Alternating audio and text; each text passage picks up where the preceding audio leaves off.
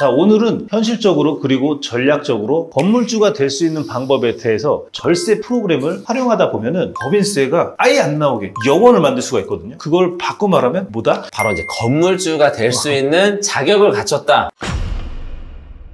안녕하세요. 머니 해결사 정 대표의 정용 양현입니다. 자, 오늘은 현실적으로 그리고 전략적으로 건물주가 될 수 있는 방법에 대해서 이야기해 보겠습니다. 건물주. 정말 많은 분들의 꿈이죠. 그렇죠. 건물주가 꿈이 아닌 사람들을 찾는 게 오히려 더 빠르지 않을까요? 맞습니다. 네. 건물주가 되면 불로소득에 가까운 환경을 가지기 때문에 거의 대부분의 꿈이라고 봐야겠죠. 그렇죠, 그렇죠. 오죽하면 고등학생들 장래 희망의 1위가 건물주 아니겠습니까? 크리에이터를 넘어섰죠. 옛날에 크리에이터가 1등이었는데. 솔직히 건물 관리나 누수공사 같은 자잘한 관리만 처리하면 출근할 필요도 없고 월세가 따박따박 꽂히니 얼마나 좋은 거겠어요. 그렇죠. 근데 제가 아시는 건물주분, 그리고 저도 실제로 돈을 내고 있는 그 임대인분들, 그리고 제 거래처분들도 보면 과거에 30억이었던 게 50억, 그리고 한 10년 전에, 8년 전에 20억이었던 게 이미 2배 이상 가는 경우도 있거든요. 서울 쪽에요. 그런 분들 지금 생활을 보면은 해외여행, 취미생활도 잘 즐기시고 친구분들도 잘 만나시고, 그리고 관리인분들과 잘 협의가 하면 본인의 시간을 투자하지 않아도 자산 추적이 따박따박 되는 구조를 갖고 있죠. 건물주가 된다? 상상만 해도 정말 너무 좋은 것 같아요. 네, 그렇죠. 제가 오늘 여러분들이 건물주 되실 수 있는 정말 현실적이고 확실한 방법을 알려드리겠습니다. 이 정도는 다른 채널에서는 절대 안 알려주니까 마지막까지 집중하고 잘 따라오셔야 됩니다. 끝까지 집중해주세요. 아시겠죠? 그럼 바로 시작해 보겠습니다. 큐! 자, 우리가 건물주가 되는 것을 목표로 잡았다면 무엇이 필요할까요? 바로 시드머니, 즉 돈이 필요하겠죠? 그럼 돈을 어떻게 만들어야 될까요?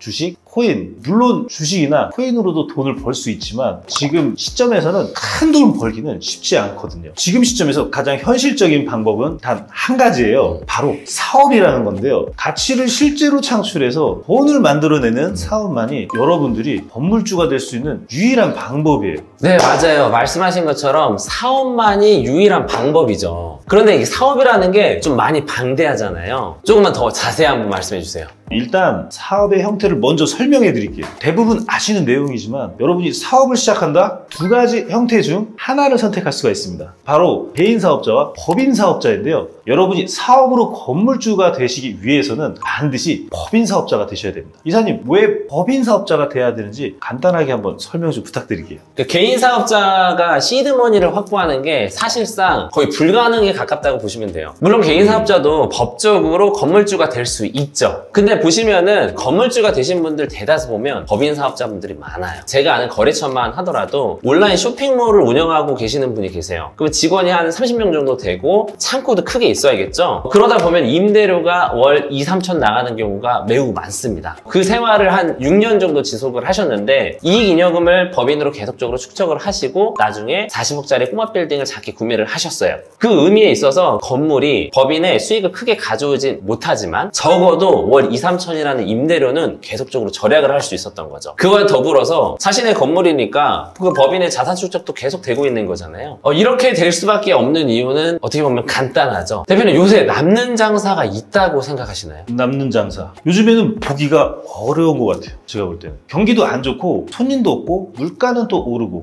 이제 힘드시다는 이야기들을 주변에 많이 듣거든요. 앞에서 열심히 일하고 뒤에서는 남는 게 아무것도 없이 다 빠지는 형태? 이런 이야기 정말 많이 듣는데 어떠신가요? 맞아요. 개인 사업자는 매출은 나오지만 사실상 막상 떼보면 남는 게 많이 없죠.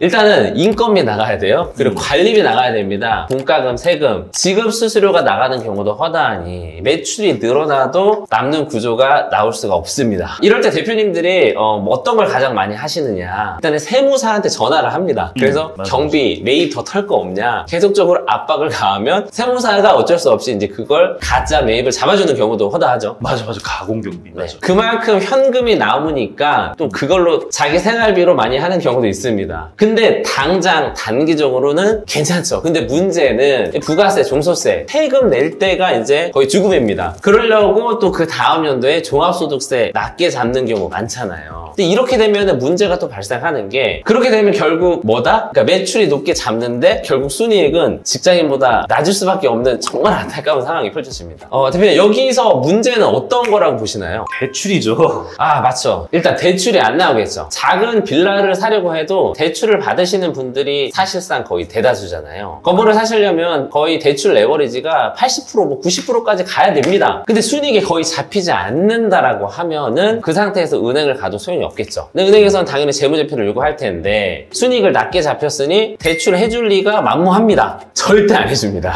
소득금액증명원 그거 뽑아오라고 하잖아요. 네, 그러면 다 티가 나니까. 네. 맞아. 그렇다고 반대로 종합소득을 많이 신고했다라고 볼게요. 여기 표 보시면 아시겠지만 기본적으로 구간이 35%까지 올라갑니다. 그렇게 넘어가는 순간 무슨 일이 생기나요? 네, 가대보험료 20%까지 합산시켜야 되고요. 거의 죽어라 일만 해서 세금만 내는 상태가 생깁니다. 제가 이제 거래처 미팅이라든지 이제 상담하러 가면 거의 대부분 99%가 다 이런 형태예요. 개인 사업자 같은 경우. 나중에 보면 생활비도 나가야 되고 여러 가지 지출이 있을 수밖에 없잖아요. 이렇게 되면 소득은커녕 세금 낼 돈도 없는 상황이 되더라고요. 이런 상황까지 가시게 되면 사실 뒤에 남는 건 폐업밖에 없어요. 폐업만 하면 다행인데 폐업하면 어떤 일 발생되시는지 아시죠? 철거비부터 시작해가지고 밀린 월세라든지 세금이나 공과금 이런 거 다 주려면 빚만 잔뜩 남게 되거든요. 자영업 해가지고 손님이 좀 있다고 해서 배달이 매출이 좀 잘 나온다? 이렇게 해서 잘 되신다면 매출이 5억이 넘어가게 되시면 무조건 이사님이 말씀하신 상황 그냥 바로 99% 발생되거든요. 정말 죽어라 일만 하고 세금만 내다 끝나는 거거든요. 네. 여기서 물론 반문하시는 분들 계실 수 있어요. 내가 아는 어떤 분은 개인 사업자인데 건물주가 되셨어 라고 말이죠. 그런데 한번 생각해 보세요. 일단 내는 세금, 종소세, 종합소득세가 35% 구간을 넘겼어요. 건강보험료 20% 합산됩니다. 개인 사업자에서 건물 임대료를 또 근로소득으로 또 합산까지 하게 되면 누적이 되죠. 소득세가 당연히 높아질 수밖에 없어요. 그리고 거기에 건물 갖게 되면 매년 재산세 내죠. 과하면 보유세 내야 되죠. 그리고 지방세 10% 더 추가합니다. 종소세까지 내고 나중에 최종적으로 매각한다? 그러면 이제 양도세 내야죠. 그냥 세상에 그냥 세금 내다가 끝날 수도 있습니다. 이렇게 되면은 거의 그냥 나라에 그냥 봉사하는 애국자라고 볼 수 있겠죠. 맞아. 개인 사업자로 건물을 사면 안 된다라고 저희가 지금 얘기하고 있어요. 왜 법인으로 해야 되는지에 대한 이유도 있을 텐데 어떻게 생각하시나요? 가장 큰 이유는 뭐니 해도 세금이라는 거거든요. 세금을 세이브해서 시드머니 확보가 가능한 부분인데 세금 중에는 양도세가 굉장히 높잖아요. 그런데 법인에서 과세 표준 2억까지는 지방세 포함해서 9.9%만 내면 되는 부분이거든요. 그러니까 법인세만 내면 된다는 이야기죠. 그리고 판매 관리 비용으로 근로소득으로 급여를 책정해서 남은 돈을 전부 시드머니를 확보할 수가 있는 거거든요. 순이익을 높게 잡아도 관계가 없다는 이야기예요. 일단은 법인세율이 낮고 절세 프로그램을 활용하다 보면은 법인세가 아예 안 나오게 영원을 만들 수가 있거든요. 그러다 보면은 시드머니라는 걸 또 확보가 가능한 부분이 되는 거거든요. 이런 법인에서 활용할 수 있는 세금 절세 프로그램을 적용하면 재무제표는 굉장히 좋게 짱짱해지고 그리고 은행에서 당연히 이런 재무제표를 보면 어떻게 하겠어요? 환영한다. 그렇죠. 서류가 깔끔하고 튼튼하니까 그걸 바꿔 말하면 뭐다? 바로 이제 건물주가 될 수 있는 자격을 갖췄다. 컨디션이 됐다라고 여러분들이 이해하시면 돼요. 맞아.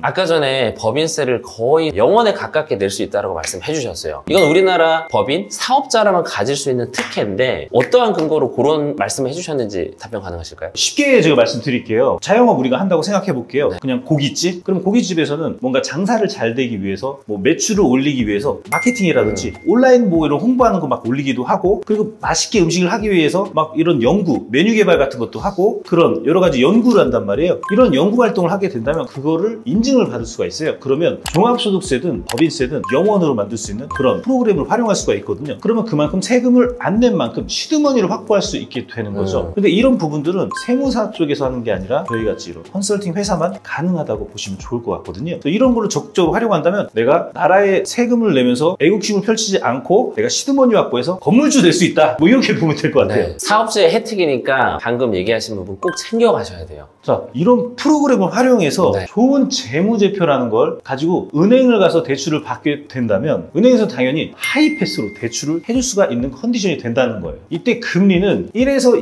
2%대로 저금리로 형성하게 되거든요. 쉽게 예를 들어서 말씀드릴게요. 강남에 100억짜리 건물을 매입하려고 하려고 한다. 그러면은 여러분들한테 필요한 거는 이 절세 프로그램으로 만들어진 짱짱한 재무제표, 그리고 10억의 시드머니만 있으면 되는 거거든요. 시드머니를 만들 수 있는 방법도 저희가 앞에서 다 설명드렸죠. 근데 강남 건물이 임대 수익이 통상적으로 한 3%라고 한번 가정해 볼게요. 그러면 연 3억, 월 기준으로 2,500만 원이라는 통장에 따박따박 꽂히게 되는 것인데요. 근데 이게 만약에 사업 없이 생으로 건물을 매입하려고 한다? 그러면 얼마 시드머니가 필요할까요? 바로 40% 플러스 취등록세까지 4%까지 합산을 하면 44억이라는 현금이 필요하다는 거거든요. 사실상 그것도 쉽지 않죠. 그러니까 재무제표를 만들 수 있는 법인 사업자로 먼저 시작을 하셔야 돼요. 실제 가치를 창출할 수 있는 그런 사업으로 말이죠. 그리고 아까 말씀하셨다시피 이런 절세 프로그램을 활용하게 된다면 시드머니 확보 속도가 좀 더 빨라질 수밖에 없습니다. 꼬마 빌딩을 예로 들어서 한번 얘기해 볼게요. 5층 이하, 서울에 30억짜리도 요새 찾기 힘들긴 하지만 30억 정도라고 보겠습니다. 현금 10%라고 하면 3억 정도로 여러분들 접근하실 수 있어요. 건물 컨디션이 좋고 공실률이 적다라는 가정 하에요. 통상 임대 수익률 한 3% 잡아보겠습니다. 최근에 금리 이슈가 있기는 하지만요. 조만간 또 금리는 내년까지 인하에 대한 여지가 있잖아요. 그런 것까지 감안하시면은 부동산은 장기적으로 보실 이유가 있죠. 1년 임대료를 러프하게 계산을 하면 9천만 원 정도 나오거든요. 이걸 월로 계산하게 되면은 월에 750 정도 됩니다. 이거 건물 갖게 되면 이자 내는 셈이에요. 근데 건물 없어요? 그냥 생짜로 은행에 갖다 줘야 됩니다. 나라 아니고 이번엔 은행입니다.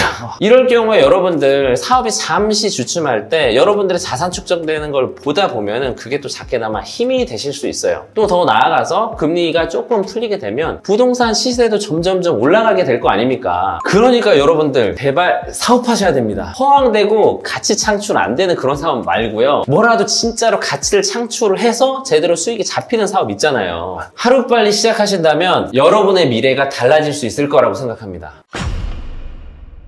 오늘은 현실적으로 그리고 전략적으로 우리가 건물주 될 수 있는 방법, 거기에 대해서 알아봤는데요. 저희가 오늘 말씀드린 정보들은 다른 채널에서는 절대 말해주지 않는 그런 거니까 저장해 놓으셨다 꼭 활용했으면 좋을 것 같아요. 그리고 주변에 건물주 되고 싶으신 분이 있다고 한다면 저희 영상도 공유해 주시면 너무 좋을 것 같아요. 그러면 그분에게도 너무 도움 될 겁니다. 만약에 더 궁금한 점이 있으시면 고정 댓글 링크를 통해서 저희에게 연락 주시면 궁금한 내용을 모두 알려드리겠습니다. 앞으로 저희 창업, 사업, 비즈니스에 대한 전문적인 지식 최대한 재미있게 전달해 드리고, 돈이란 무엇인지, 돈을 어떻게 벌어야 되는지, 어떻게 경제적 자유를 이루실지 알려드리도록 하겠습니다. 더 재미있고 유익한 영상으로 돌아올 테니까 나가시기 전에 구독, 좋아요 까먹지 말아주세요. 지금까지 머니 해결사 정 대표의 정리용 양현이었습니다. 안녕.